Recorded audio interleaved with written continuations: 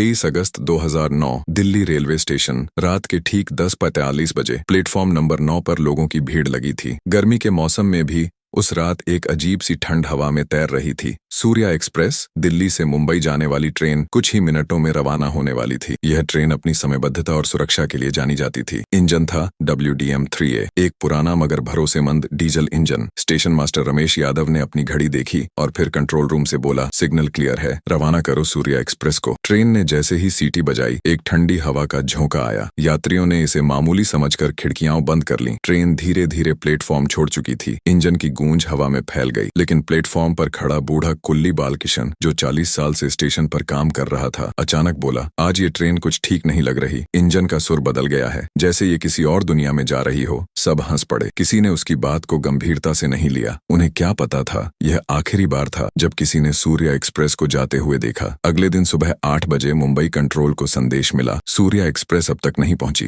पहले तो सबने सोचा कि कोई तकनीकी देरी होगी, मगर धीरे धीरे खबर फैली, पूरी ट्रेन गायब हो गई है। कोई दुर्घटना नहीं, कोई पटरी टूटी नहीं, कोई मलबा नहीं, जैसे वो ट्रेन कभी थी ही नहीं। रेलवे ने सर्च शुरू की, सेना तक लगाई गई, ट्रैक के हर इंच को चेक किया गया, लेकिन कहीं कुछ नहीं मिला। ड्रोन से लेकर हेलीकॉप्टर तक उड़ाए गए, मगर सूर्या एक्सप्रेस का कोई निशान नहीं। 168 यात्रियों और 9 रेलवे स्टाफ का कोई पता नहीं चला। सरकार ने इसे नेशनल मिसिंग रेल केस 2009 घोषित किया। 5 साल तक जांच चली, फिर मामला बंद कर दिया गया। लेकिन कहानी यहीं खत्म नहीं हुई। 15 साल बाद 23 अगस्त 2024, वही तारीख, वही रात, मध्य प्रदेश के एक सुनसान स्टेशन देवरी जंक्शन पर सिग्नलमैन विक्रम तिवारी रात की ड्यूटी पर था। रात के 11:40 बजे उसने अपने पुराने सिस्टम पर कुछ अजीब नोटिस किया। सिग्नल अपने आप हरा हो गया। सिस्टम में कोई ट्रेन शेड्यूल नहीं थी। विक्रम ने वायरलेस उठाया, कंट्रोल, देवरी से विक्रम बोल रहा हूँ, यहाँ सिग्नल अपने आप एक्टिव हुआ है, कोई ट्रेन तो नहीं भेजी गई। कंट्रोल ने जवाब दिया, नहीं विक्रम, इस वक्त ट्रैक खाली है, तुम कुछ गड़बड़ पढ़ रहे हो।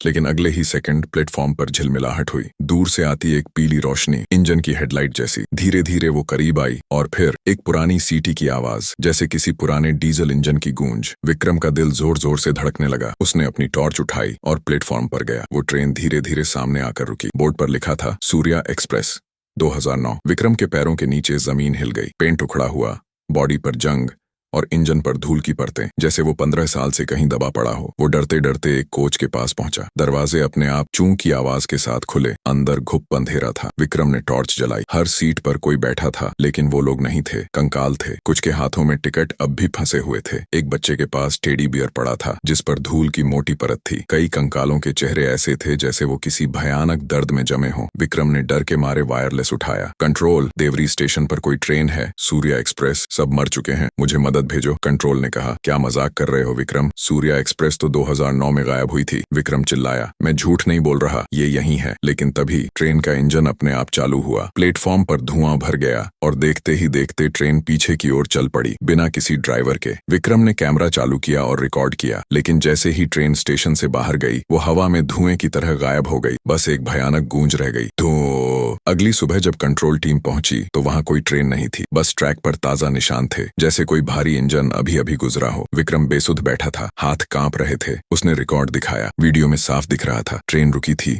दरवाजे खुले, अंदर रोशनी जली, लेकिन अगले फ्रेम में कुछ नहीं, जैसे कैमरे ने भी उस रहस्य को कैद करने से इनकार कर दिया हो। सरकार ने दोबारा केस खोला और अब इसमें शामिल होने जा रहे थे डॉ. आर्यन मेहरा, एक वैज्ञानिक और पैरानॉर्मल एक्सपर्ट जो समय भंवर टाइम डिस्टॉर्शन पर शोध कर रहे थे। उन्हें एक ही बात ने सोच में डाल दिया, अगर ट्रेन लौटी है तो वो कहाँ थी इतने सालों तक, और यात्रियों की मौत कैसे हुई, या क्या वे सच में मरे भी थे। आर्यन ने अपने नोट्स में लिखा, यदि ये सच है तो सूर्या एक्सप्रेस किसी साधारण दुर्घटना का हिस्सा नहीं थी। ये समय के उस दरवाजे से होकर गुजरी है जहाँ भूत, वर्तमान और भविष्य एक साथ ठहर जाते हैं। और इस रहस्य की चाबी छिपी थी सुरंग नंबर 47 सतना के पास, वही जगह जहां से आखिरी बार सूर्या एक्सप्रेस का सिग्नल मिला था। देवरी स्टेशन पर हुई घटना के बाद रेल मंत्रालय ने तुरंत एक विशेष जांच टीम बनाई। इस टीम का नेतृत्व कर रहे थे डॉ. आर्यन मेहरा, भारत के प्रमुख वैज्ञानिक जो पैरानॉर्मल एक्टिविटी और समय विकृति टाइम डिस्टॉर्शन पर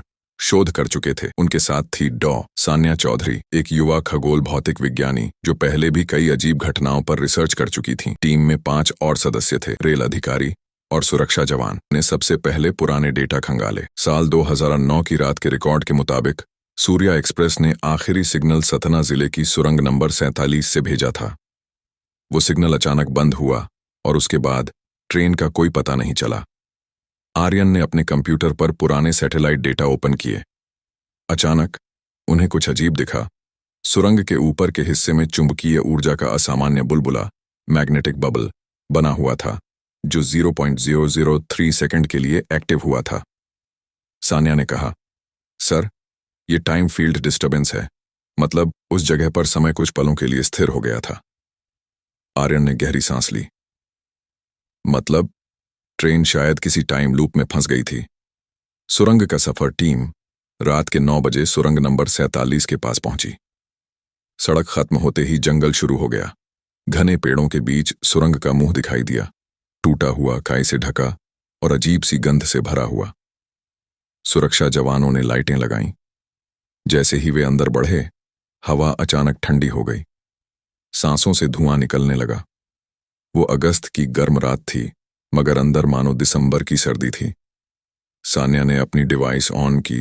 मीटर पर रीडिंग अचानक ऊपर चली गई। सर, ये नॉर्मल नहीं है। चुंबकीय स्तर 5 गुना बढ़ चुका है। दीवारों पर पुराने खरोंच जैसे निशान थे। आर्यन ने टॉर्च फेंकी और देखा कि दीवार पर किसी ने खून से लिखा था, हम फंस गए हैं, समय रुका हुआ है, सूर्या एक्सप्रेस।